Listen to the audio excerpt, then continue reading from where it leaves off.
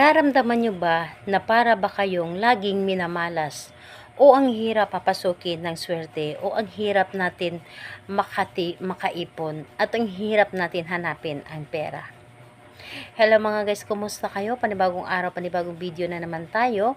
And sa araw na ito ay isa na naman video ang aking ituturo sa inyo na simpleng gabay o simpleng pamamaraan na makakatulong sa atin. At bago ang lahat, gusto ko lang mag-disclaimer sa mga taong hindi naniniwala at hindi gusto ang mga kagaya nitong video.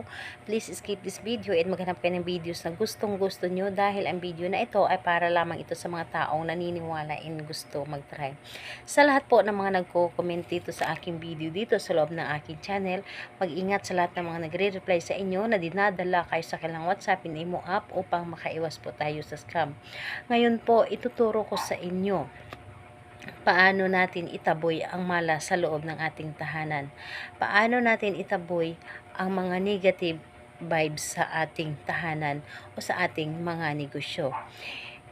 Ito ay gawin lamang sa mga taong mga positive at hindi mga negative o sa mga taong naniniwala sa mga ganitong pamahiin.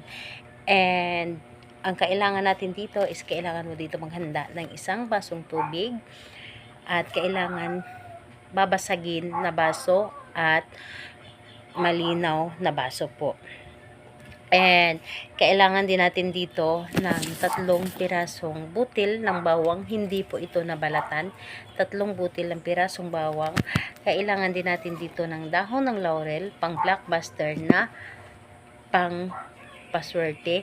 And kailangan natin dito ng 3 dakot ng asin.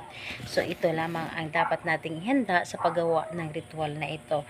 And dapat po kapag gagawa ka nito ay buo ang inyong loob sa paggawa nito at hindi ka nagdududa dapat.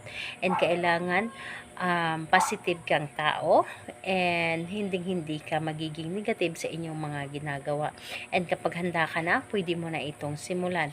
Dito sa isang basong tubig, ilagay mo lamang dito ang 3 butil ng bawang. So ilagay mo lamang dito ang 3 butil ng bawang